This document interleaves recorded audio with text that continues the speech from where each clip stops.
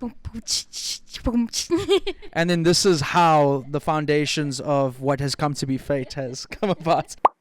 Welcome back to another episode of Sludge Underground. We are at the beautiful Pablo Honey here, and we've got FAET with us. And you're going to introduce yourselves. And who is FAET? So I'm Mandy. I'm the front woman and guitarist of FAET. I'm Leb. I'm the drummer and backing vocalist and the guy that does all that. Yes! And I'm Shane, and I'm just the session guitarist, and I play 2 songs and drums. And then there's one person who's missing today. I believe that's Amber, right? Yes, yeah. Amber is our bassist, and also she does amazing backing vocals and adds a lot of flavor on the vocal side. She's also doing like quite a few like little projects on the side as well, like the Office Cokie Club, Office Cokie Club. The Office Cokie Club, yes. And she plays with Wawa Baby quite a lot as well. Does she? Yeah. I've never seen her with Wawa Baby. Yeah. Actually, something we're quite interested about. She's got a girl. What would you call it? A girl band. It's not even a band. They're not like instrumentalists. It's just vocals. Iris. Oh, yes.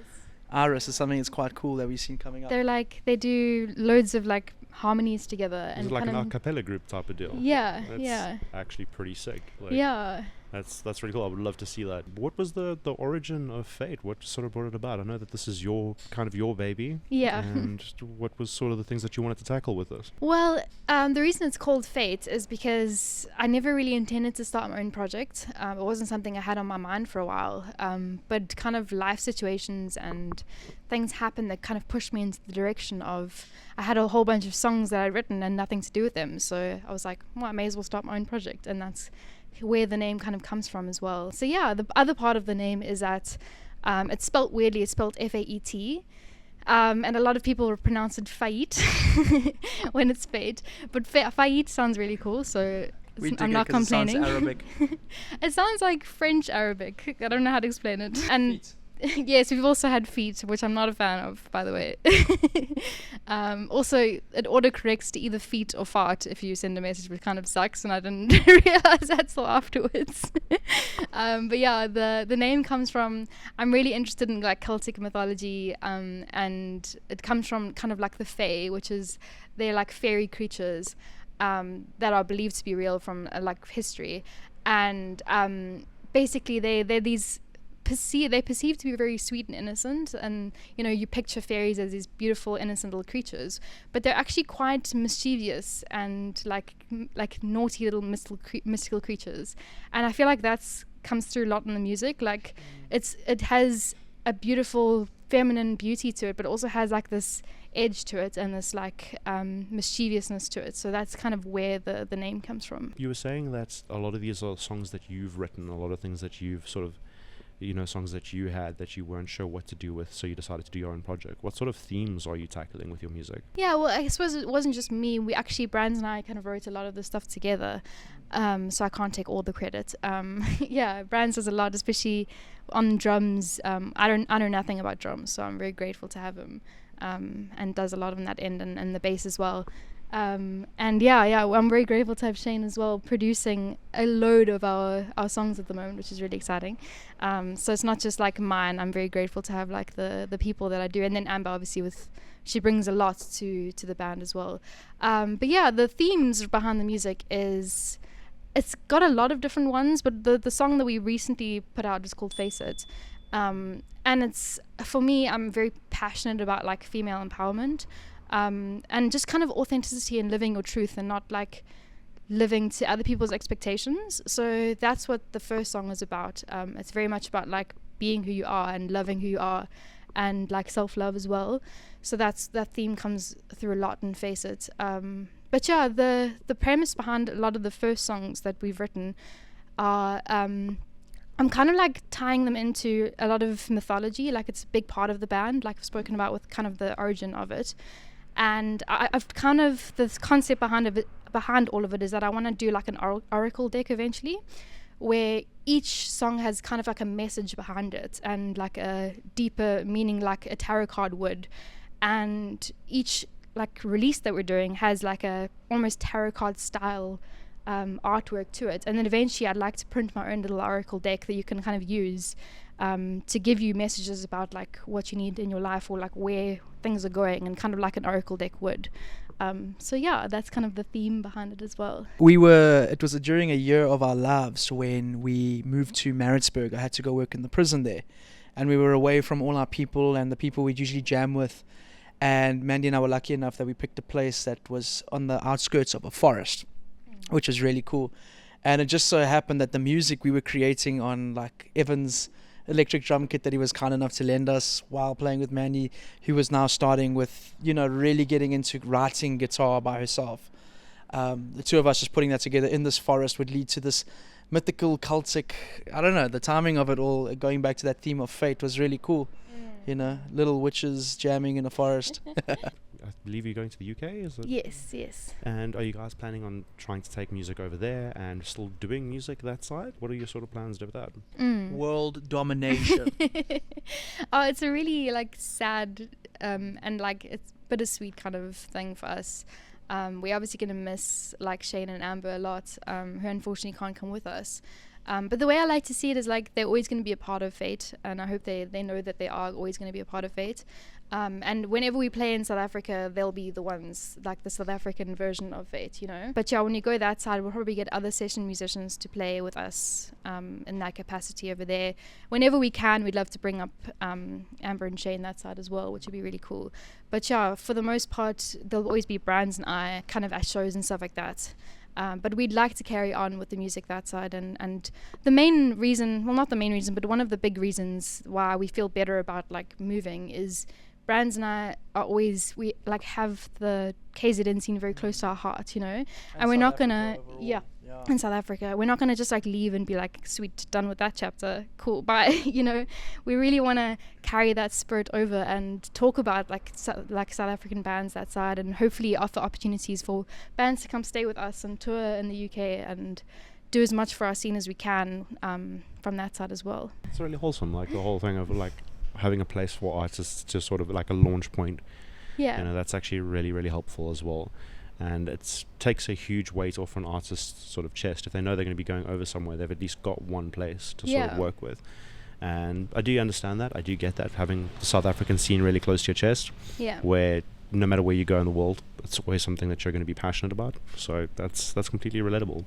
Thanks. And when do you guys go over? We go over on the 28th of August. Okay, so that's really, really close. Yeah. And then what have you guys got planned in the meantime until you go over? Panic attacks and breakdowns, not the metal cans. Yeah, hanging out lots with like Shane and Amber and Alex and all our friends. But yeah, we do have some singles kind of lined up as well coming soon. The next one that is coming out after Face It is called Ebb and Flood, the one that Shane produced for us, and it's really, really cool. It's like a lot more almost like darker than Face It, I would say. Like it's very eerie and like it's got like a weird kind of cultic edge to it, so I'm really excited for that one. And it speaks a lot to like mental health struggles and like the ups and downs of like daily life, and kind of it speaks a lot about I don't know if you know the concept, what's it called again? You're the psychologist.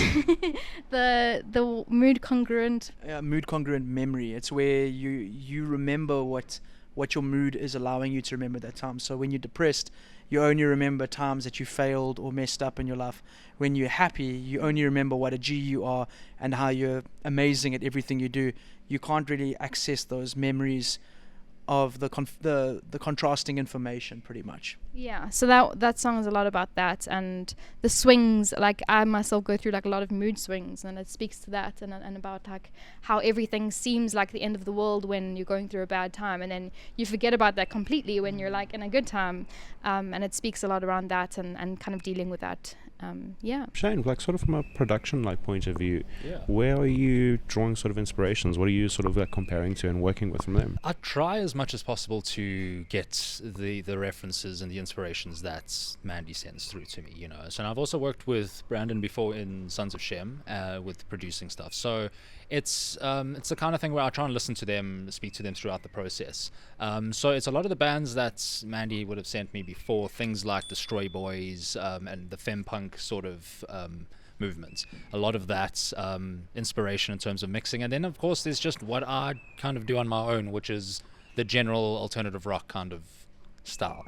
You know what I mean? And then, like I say, I try and get it as close to Mandy's vision is possible. So there'll be a lot of back and forth. And it's so cool to actually work on these kind of projects too, not just local bands, not just any bands, but also, my family, it's a really cool thing to be able to be a part of this, So also being a session musician, it's like, I'm fine with just learning music and playing it, but the production is a cool side to be involved in as well.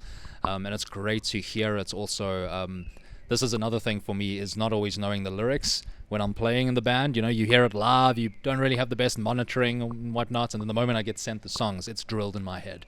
And that's when I really get to appreciate the meaning of the songs as well again. So it's really cool. I love that, yeah. I don't think a lot of people understand that concept of, you're in the band, how do you not know the words?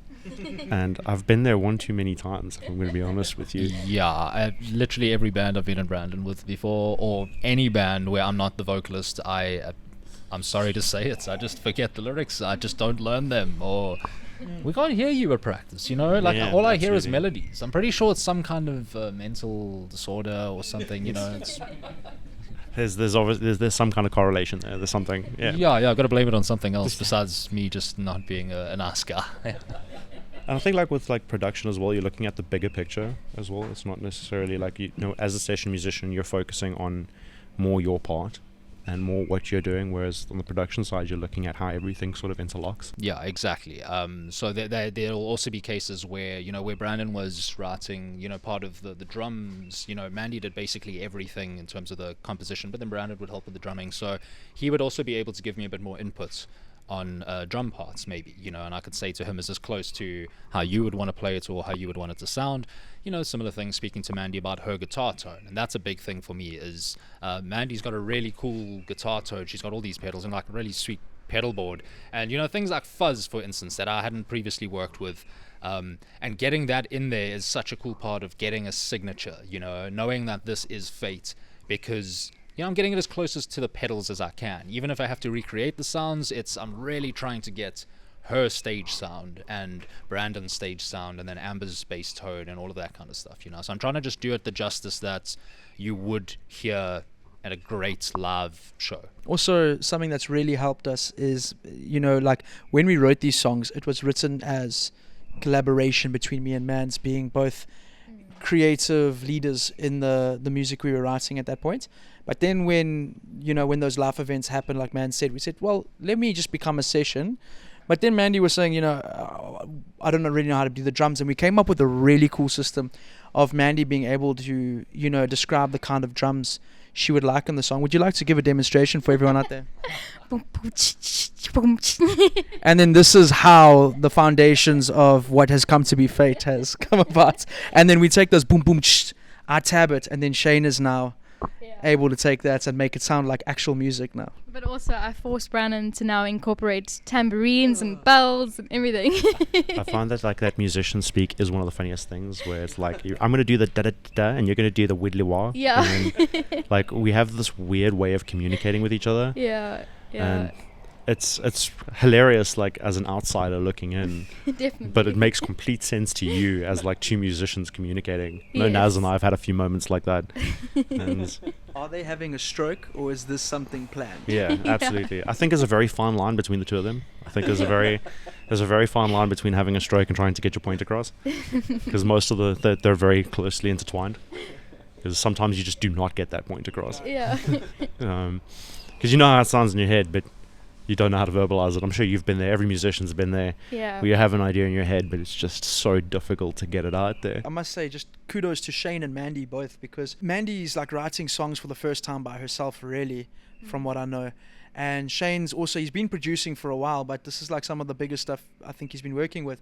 And straight off the bat for both of them, Mandy decides, let me put in bells, let me put in crazy synths, let me put in other things. And just seeing the kind of production levels coming through on all ends was really cool from, watching this process from the outside, from my side. So, yeah. I'm actually not too sure where to go from here. Brandon, what do you have in mind? What do you want to talk about? I'm actually not sure what to ask. Marcel, last time we did this, it didn't go so well with the Saturn Return interview. Oh, God, so I'm going to try rein it in a touch. Yeah.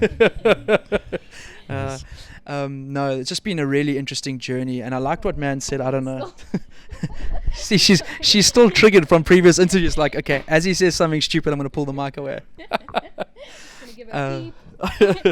Something that we haven't really spoken a lot about, that's been amazing, and it's not just FAET, but FAET's one of the, okay, let me say it another way, is that something that's been really cool has been seeing young girls and older girls coming to Mandy after a gig and going, oh my word, we're so inspired by you, or something along the lines of, you've inspired me to go and learn guitar, or go practice my singing more, or I want to start a band, I love what you guys are doing.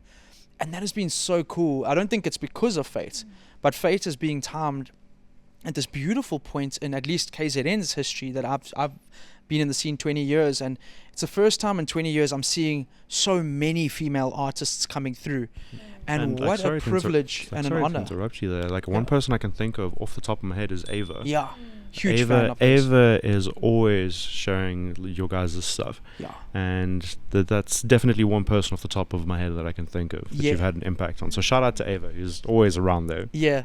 We actually gave big shout outs to her as well, because we just love her energy in the scene too. I mean, I remember times at the Winston when I was younger and looking up, and I didn't see a lot of women on stage, and now I feel like it's changed so much, and there's like loads. Every gig you go to, there's at least one woman on stage, and it's really cool. Yeah, it's definitely something that's branching out. It's not as much of a one-sided market these days. Yeah. I remember, like, in the Joburg days, like, I find that, you know, KZN has been a bit slow, like, catching up with that sort of thing. I remember a lot of, like, Joburg bands, there being, like, a lot of female artists, but even there it has expanded a lot. Like, there's Marshmallow, and that's doing, like, really cool things. And then, like, Capgra Delusion, that's also a cool one. Systematic is awesome. We Kill Cowboys is awesome. Oh, dude, yeah, they're also rad. LE Band is really cool as well. I think one of, like, I don't know if you remember Japan and I. No. Japan and I were, like, an all-girl, like, punk ska band. That's so cool. And they played, like, a lot of shows with Fuzzy Gish, and I remember them also being really cool.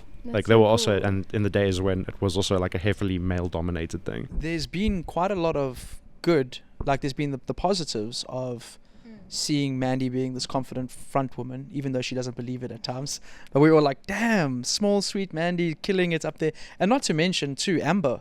Yeah. We've only ever really seen Amber as the sweet, pretty indie voice on, like, Office Cokie Club. And then seeing her, like, screaming out punk song with us, is cool. Yeah. But then there's also, unfortunately, a lot of resistance, which is sad to see.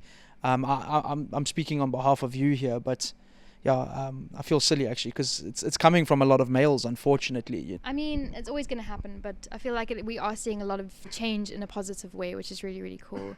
And speaking of Amber, by the way, Amber knows all of the lyrics. Every time we're on stage. She's not singing there, she's just playing her bass, and she's like, parts. Yeah, she's just singing along every time. The parts that Mandy got called out here. Yeah, I feel like I could literally not sing for an entire gig, and Amber would just be okay and take the whole thing and be amazing. I've got tinnitus or something. Okay. There we go. Valid point. Valid reason. Yeah.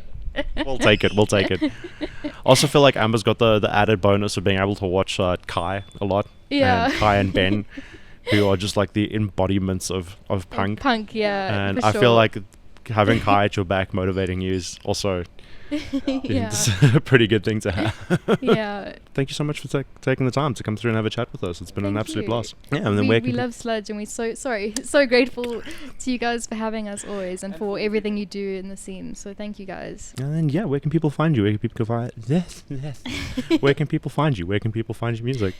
We are at FAET Music on Instagram and TikTok, and Facebook as well.